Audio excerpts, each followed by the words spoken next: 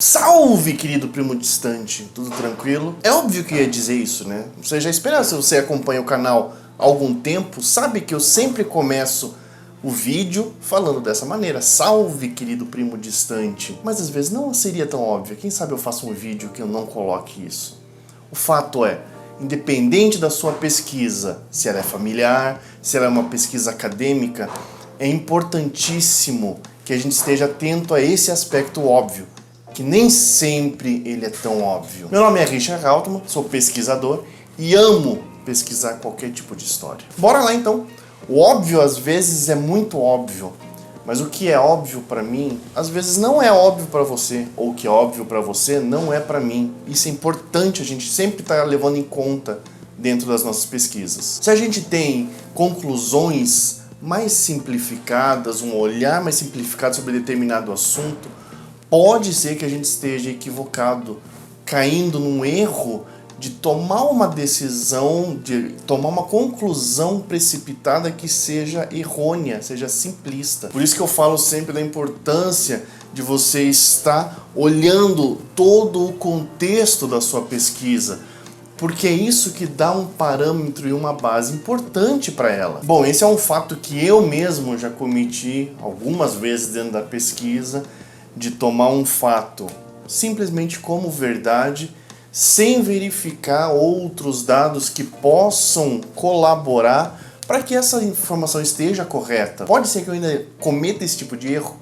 Claro que pode, mas é muito mais difícil. Hoje eu sou bem mais criterioso em analisar os dados e eu já tenho alguns pés atrás antes de comprovar alguma informação. E como exemplo, eu queria compartilhar com vocês que eu ouvi esses tempos de um podcast do Ivan Mizanzuki, que fez o caso Evandro e agora ele está fazendo o caso Leandro Bossi. Enfim, o fato é o seguinte: em determinado momento em que ele está explanando sobre um determinado contexto lá, ele está falando sobre os peritos que necessitavam viajar para o litoral daqui de Curitiba, porque não haviam peritos, nenhum tipo de perito, no litoral, para as urgências que acontecessem lá na região. E ele estava investigando o fato de que, quando o corpo do menino Leandro Bossi foi encontrado, ele queria saber quem foi o perito que esteve lá no local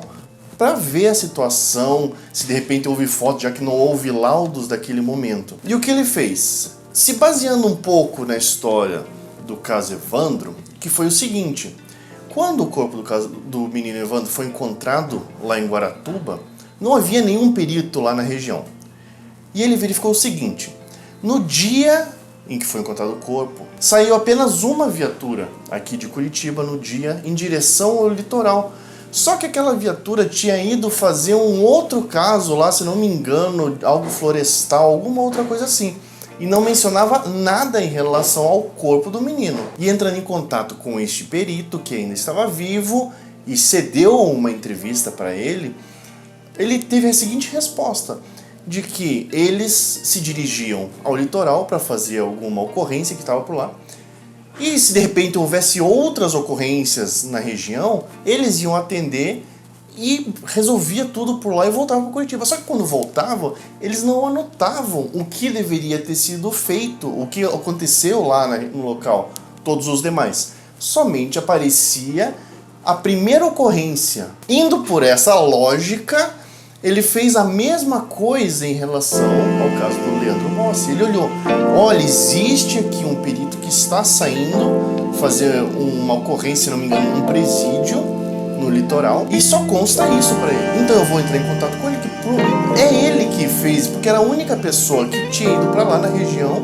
naquele dia, o perito. Só pode ter sido ele. E quando ele entrou em contato com esse perito, que ele conseguiu também, a resposta foi: não fui eu. Eu não fui lá fazer a perícia daquele corpo. E aí nesse momento, eu escutando, eu pensei assim: mas era óbvio que era ele, porque o procedimento é o mesmo. Então o único perito que estava na região, saindo aqui de Curitiba, era ele. Pronto, tá feito, é aquele lá. Mas não era. E depois ele conseguiu localizar que havia sido outro perito de outra maneira. O fato é, era óbvio que era aquele perito. Não era óbvio. quantas vezes das nossas próprias pesquisas a gente toma os dados como obviedade e eles não são, a gente não se aprofunda nas informações, nos dados que a gente tem, nas fotografias, nos objetos, e às vezes a gente fica nessa simplicidade, nessa algo raso das informações e não se aprofunda para verificar se determinada informação é aquela mesma. A gente encontra lá um nome num registro, pronto, descobriu tudo. A gente não busca ir atrás de outros registros que possam bater as informações para a gente poder olhar assim, é realmente aquela pessoa, bateu todas as informações e aquela pessoa, né? Agora sim, agora eu tenho certeza. Não, muitas vezes a gente vai na primeira, bateu o nome, bota na árvore genealógica, vamos fazer crescer essa árvore. Ontem mesmo, conversando com uma amiga, ela falando desse aspecto da dificuldade que ela está tendo de avançar em um ramo familiar, porque a família dela, que ela tem pesquisada, é do Piauí.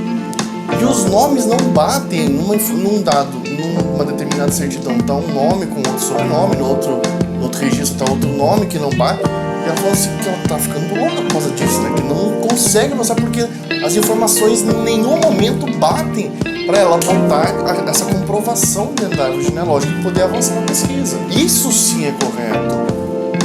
A ideia não é vamos avançar a qualquer custo, porque a qualquer custo a gente vai em algum momento cometer esse erro.